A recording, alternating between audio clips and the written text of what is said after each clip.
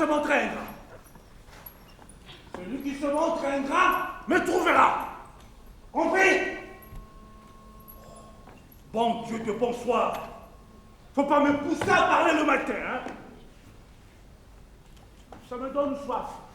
Venez d'en prendre une mort subite au bar, sergent Thomas. Peut-être une gueuse lambie, pour changer de la polar ou de la primus. Sergent Thomas.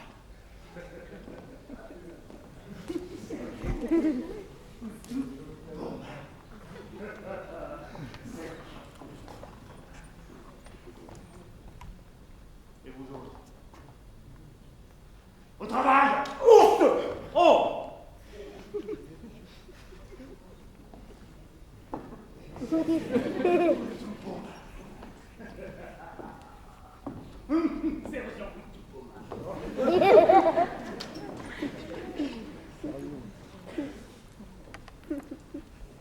Oui, oui. Il y aura une augmentation de la vie. Peu pas autrement. Une augmentation de la vie où je ne serai plus un sale macaque, mais un homme. Un homme, en vérité. Et mieux, un messieur. Une augmentation du sens de la vie. Le patron sera bien obligé de me considérer comme quelqu'un de définitivement civilisé. Et puis, cette petite pute de Sabine ne crachera plus sur mon argent avec lequel j'achèterai le service de son sexe pour tout le temps que je voudrais. Une nuit, 2 nuits, non, toutes les nuits de moi s'il le faut.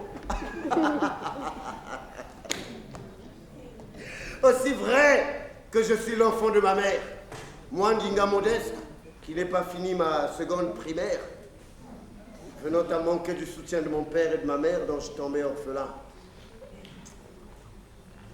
Tout cela est bien loin pour que le souvenir me jette du chagrin au cœur.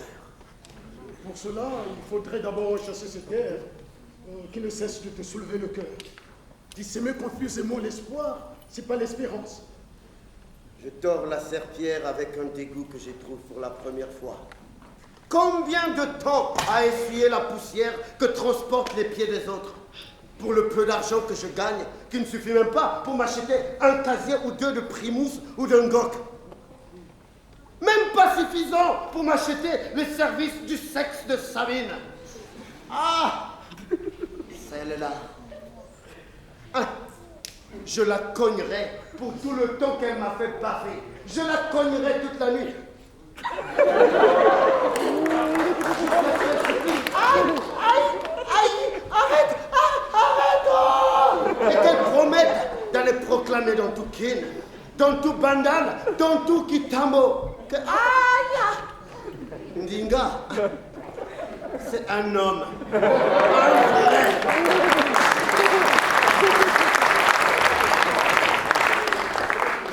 Ça fait 3 mois que j'économise pour cela. L'événement coïncidera avec le 30 juin.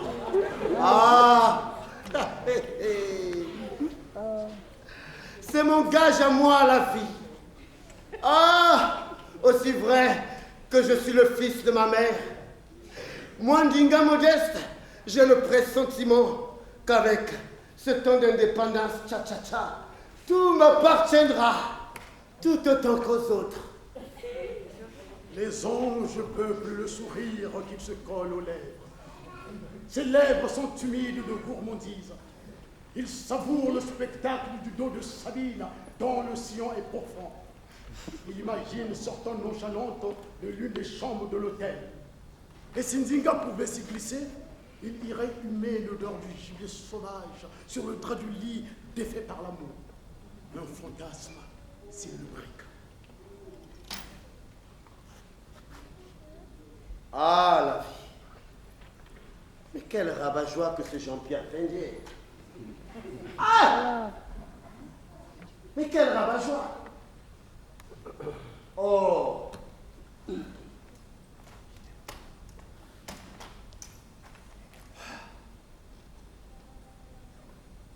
Sabine.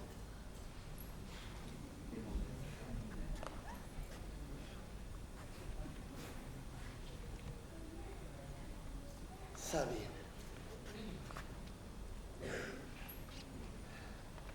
Aussi.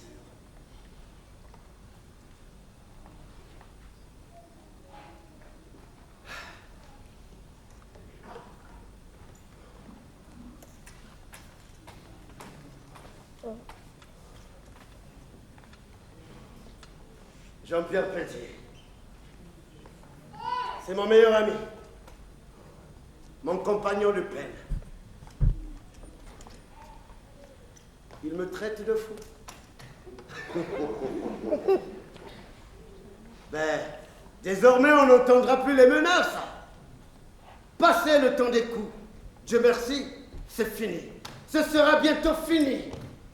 Ah oui, fini les arrestations arbitraires. Fini l'humiliation pour le simple plaisir du rire des misères du pauvre nègre. On les a vus sortir, Emery Patrice de sa prison de Stan. Et dans l'avion qui le conduisait à Bruxelles, le gouverneur provincial le servait de petit boy. Ah, c'est fini! Oui, madame, c'est fini! Oui, monsieur! C'est fini! Indépendance, tcha-tcha, tozouillé. Dinga, ne tiens pas de meeting, c'est pas ton travail. Oh, tout ça c'est bientôt fini. Moi, Ndinga Modeste, je demande, c'est l'affaire de qui? Si mon âme chante. Mais c'est l'affaire de Dieu, lui qui est puissant.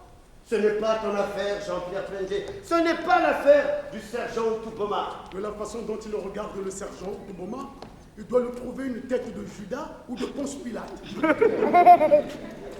Qu'est-ce que c'est que d'avoir une tête de Ponce Pilate? Oh, c'est avoir la tête de quelqu'un qui se lave les mains qui ne seront jamais propres. Jamais propres à témoigner pour le juste. Et il aura toujours sur le front l'ombre du crime commis contre la vie de l'innocent. Hey, faut tout expliquer, Jean-Pierre Pelletier. Mais je ne suis pas moniteur d'école. J'ai seulement appris à sonner les cloches du séminaire à Kissantou. Il doit se douter d'être tenu comme ça en laisse, comme un chien. Ça doit vouloir dire autre chose que ce à quoi il croit. La fin de tous les mots. Il en parle. Ils s'en foutent même de cris de M. Valbussen et de l'autre, le sergent Outouboma, qui le ramène. À propos du sergent, les filles l'appellent Baudouin. À cause de lunettes qu'il porte et qui lui font ressembler davantage au roi.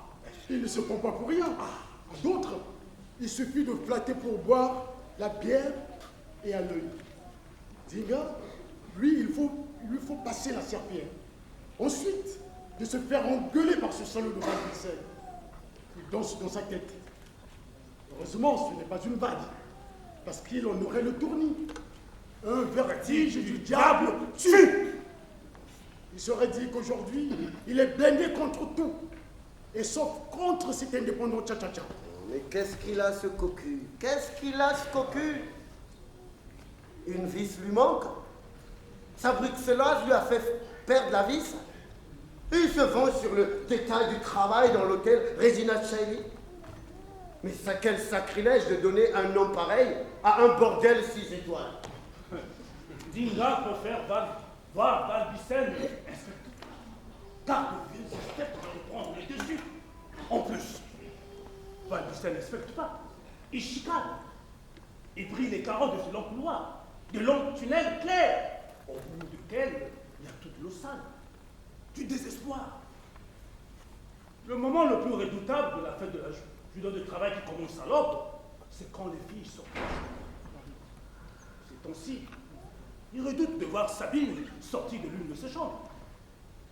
Car si Sabine n'est que vénale et chère, Dinga n'arriverait jamais à conclure le marché avec elle. Il en rêve. Et je lui dis, tu es fou, Dinga, tu es fou. Oh! Il y a des blancs qui donnent à une fille plus de la sorte d'une quinzaine d'un bol pour quelques heures seulement. Misère, misère, misère. Pelletier dit qu'on est chrétien. Mais on ferait mieux de l'oublier un peu.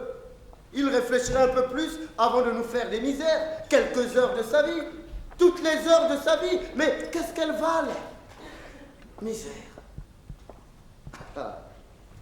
En fait, ma vie, ce matin, c'est cet air de cha-cha-cha qui m'ébranle.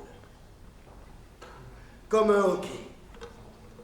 Un élancement indéfinissable qui ne m'incite pas à regarder au-dedans de moi, où tout ce qui s'est accumulé est noir, sombre, poussière et misère.